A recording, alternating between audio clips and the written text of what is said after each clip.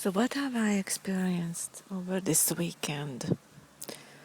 A lot of things came up. And of course, again, deeper layers of self-worth issues and a lot of things, the mind chatter. And that was a very interesting event. Um, Someone called me and, we started talking and we met and I went to their house and while we were talking and stuff, I've heard the mind chatter, already started judging me because that inner critic, that inner judge, constantly chattering in your head. Sometimes it's more quiet, other times it gets so. At the end, it started, you know, judging me and criticizing me that I stayed too long, that I should not say it to them, and it's, all that stuff, Then slowly but surely I felt some judgment, some guilt rising. Well, shame not as much because it's not, but the guilty feeling about being and daring to be me is a very interesting thing how it periodically comes up. Of course, the new incoming energies are coming in, so there are deeper and deeper layers of these things. So as we are in our house cleaning and detoxifying ourselves, belief-wise, and also just our judgments against ourselves, and then of course that shows up in a judgment in our external world, and the same thing. So whenever we have a judgment or a guilt or something that we criticize within ourselves, because we maybe momentarily or periodically really dare to be ourselves, and then this inner voice, the inner critic, which is the voice of others, in our childhood we received all kinds of criticism because we were not acting the way they wanted us to act or behave, and then immediately they gave a voice to that. So that is the critic, that's the inner critic that really got born uh, in our deep inner child. And that's the wounded self, that's the inner critic, the inner judge, and all that. So basically, it was a very interesting thing because the moment they started working with them, of course you notice, you bring your awareness, of course you actually kind of observe it, you're witnessing how the mind starts this chatter, this inner critic. And then it was an amazing thing because I probably stayed there like 3-4 hours. So we had a great conversation with them because they were very interested in deeper knowledge. We talked about a lot of things, but not just that. But we talked about other stuff, but about consciousness, about awareness, and how we have all those deep layers of wounds, and also as a couple that I went to, and how the husband had that they are going through a big shift in that sense, also because the woman is at home, she's not working, and I used to live like that, for 15 years I was supported, and um, just being a housewife in my previous relationship. So they're going through that stuff. So they're really dealing with feeling responsible for other people. I mean, he has that, but the wife has no income and no career, right? So she's a homemaker. So then the shift comes, and he has this spine problem because the load is really, really hard on him. I mean, they have a child who is in university and all that stuff, so it's physical, financial problems are arising, plus the work is he does not really want to work that much anymore, plus the workplace already in that sense, the employer wants to transfer him to a new location again, and for less money. So there's a lot of things going on in their life, which really changes come upon them, and there's a lot of things regarding accepting the change, flowing with the change, or how to deal with that, how we are dealing with being responsible for other people. The belief itself that we are responsible for other people is really shaken up, because we are not. So basically, it was the funniest thing. What I teach the most, I always have to learn the most, right? So basically, this is exactly what it is, because all those things, when those stuff, when I reconnect to myself, and I'm writing, and really those channelings come down from my higher self, it's an amazing opportunity. So we give, while we're giving, we're receiving something. It's a reflection. So the inner chatter, the inner critic started talking, right? Blah blah blah blah blah. And then I brought my awareness there. Yes, yes, yes. I come home. Of course, what happens?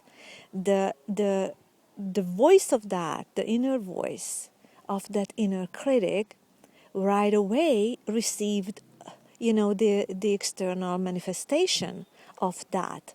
Because by the time I got home, my mother said, "Oh, I mean, how long have you been there? You should not have stayed there." I mean, that was like the most beautiful, the most synchronistic, amazing stuff that you experience. And I always, like, of course, and you all that stuff, but it's just, you will be always amazed. And these are like miracles. It's miracles of awareness. It's right away really witnessing the inner critic, and then in your external world, right away you get the reflection of it through whoever. But it doesn't matter. But in this case, my mother was. So this was like again another amazing thing here, and it's so beautiful. It is so beautiful, and I'm just amazed. I'm constantly amazed how perfect this world is. How we are really receiving everything we need, and when you really have your inner awareness, you're witnessing rather than judging, or really taking it as holding on to this feeling, but rather just witnessing that and see what comes up, asking the question, what do I feel? I mean, whose voice is that? What is it telling me? Oh, the inner critic is here. Okay, I hear you. I really do. But I really love to be freely me, and without judgment, without inner critic, chitty chatty chat chat chat chat chat, blah blah blah blah blah on the inside. And it's an amazing how aware of all those inner chats you become, how you can identify if that is the voice of the inner critic, is this the voice of the inner judge, and all that. Basically, it's that's kind of like one. And then of course how the guilt shows up right away. Then when you feel like, okay, you know what, everybody's perfectly capable of taking care of themselves. I'm only following my joy, and if it gives me joy to speak and really share my, not even my viewpoint, but my deeper understanding with people, and really maybe let them look into the way I see things on a deeper spiritual level. Always, it's not about gossips, or it's not about the story. It's never about the story. It's always about do you bring your awareness? Are you bringing your awareness? Did you bring that? Are you accessing that awareness, or you're just going like autopilot, or you're just going on the surface? So this is always the question. A big bee is flying around. It's so cute, and the cat is here. So everything is just perfect in my world. Oh, that's cute. Oh, if you could see her. And anyway, So this was basically what this energy brought up. Plus, on Friday night, I had a very interesting dream. I was in a valley. I've seen myself in a valley. I was seeing all kinds of things, like businesses, etc., etc. And I've seen the word new jewelry. The new jewelry, it was kind of like a program or like an MLM system or whatever. And I remember that once in our life, and I've seen all kinds of MLM programs in there. It was like really like put up on the shelf. And I remember how many MLM programs I accessed in my previous level of life when I tried to really create from the outside in and not from the inside out. So then I was standing in line with other people, and I don't know who I was standing with, but we were talking and then going, and the line was moving up and the line was going, and everybody was standing in line, and then all of a sudden I was, leaving that line behind me.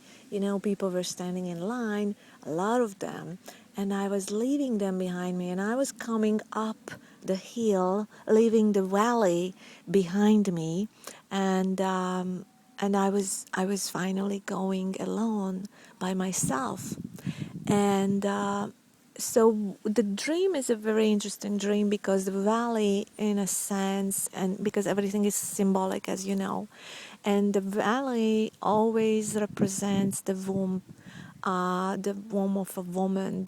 It's a rebirth period. So we're all going through our cocoon time. We're like in a womb of a person on our mother. And then we are rebirthing. We are rebirthing our consciousness. We are really shifting everything, whatever it was in the past.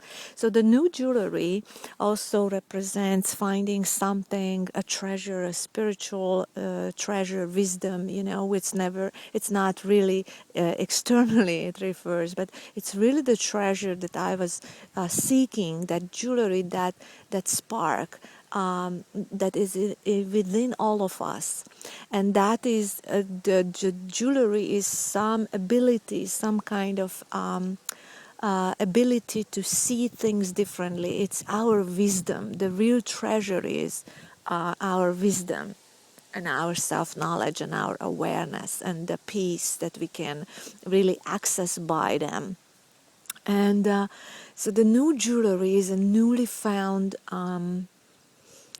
wisdom. It's something on a deeper sense. It's on a deeper level. You can see certain things. So I was out of the womb. I was out of the valley. I was going uphill, and I was leaving everything behind and everyone behind, and it was so funny while I was telling the dream to someone, and I suggest and I really encourage you to say your dreams out loud if you don't understand, if you don't know how to interpret your dreams. And while you say it out loud, even tape it and record it and then listen back to it, all of a sudden, like a spark comes and you will understand what your dreams meant to you on a deeper level, on a soul, on a spiritual level, of course.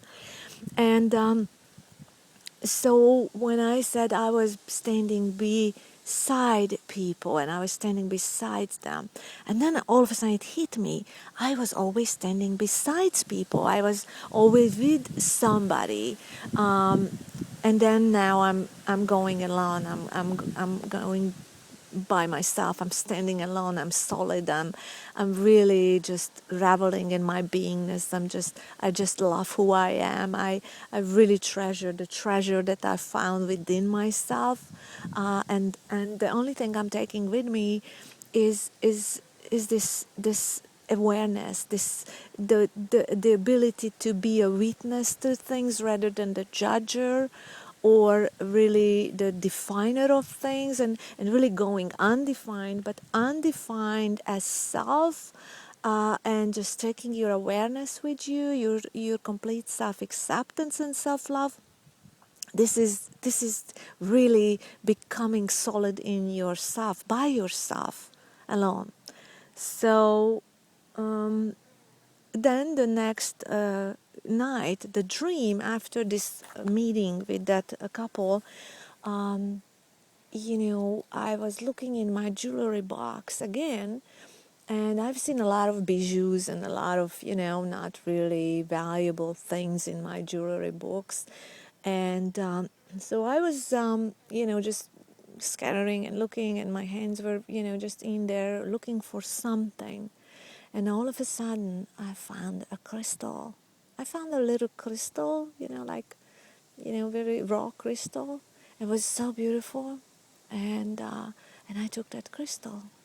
And so things are crystallizing. So this is the meaning of crystal. When you find a crystal, and I found the crystal, and I was so happy to find that, and really things are clearing up. It's crystallizing, it's clearing up, so you're entering a new phase of clarity. And basically, um, afterwards, that was a very interesting dream in that fact, because I've seen things in the sky. I've seen ships, kind of having, having a war, or in that sense, or I've seen somebody, shooting with those light weapons. And then people were hiding.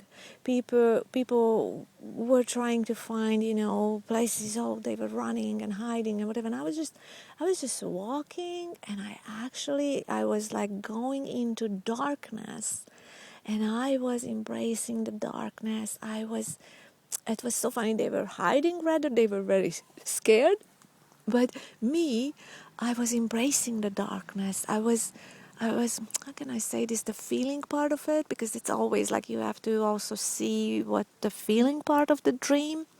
And it was not scary at all. For me, it was, I was really enjoying going into the darkness with all that knowledge, with all that understanding, which is never dark, which is never really scary. But it is scary for people who don't understand life, and you don't have a deeper self-understanding, and really cannot look through the eye of source, which is always non-partial and not, it's not taking sides, and it's not saying, oh yeah, you, because a lot of times, people say, oh, so you're saying that you say that doing bad stuff is a good stuff. I said, no, I'm not saying anything like that. It's, you don't see the neutral and the neutral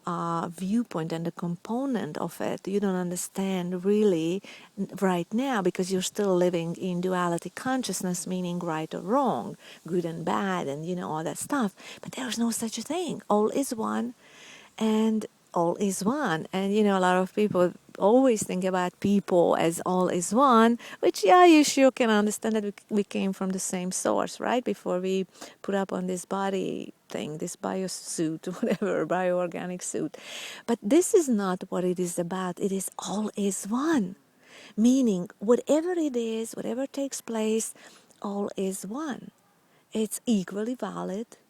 And when you really start looking through the eye of source, it is the most amazing thing that you can find within yourself, in that sense, being with you, with source, that neutral component, becoming that neutral component of non-resisting existence. It's God, it's so perfect. It's just perfect. It is so perfect. It's just, there's just no words for it, how beautiful this world is. And it is all perfect, because it all serves the understanding of ourselves, and how life really is, and how things are. And when you're really becoming that eye and looking through the eye of source, you become fearless. There is nothing to fear. There is absolutely nothing to fear. And things in your external world can never threaten your world. Never in a million years.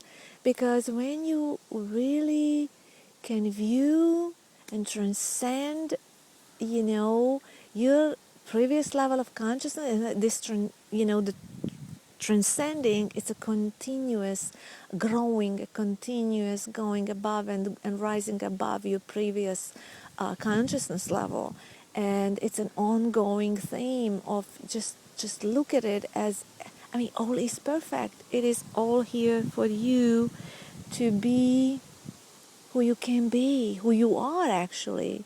It's I'm not saying it's easy, and we all do we all went through our inner self-rediscovery and self-remembrance, and understanding the creation, understanding life itself.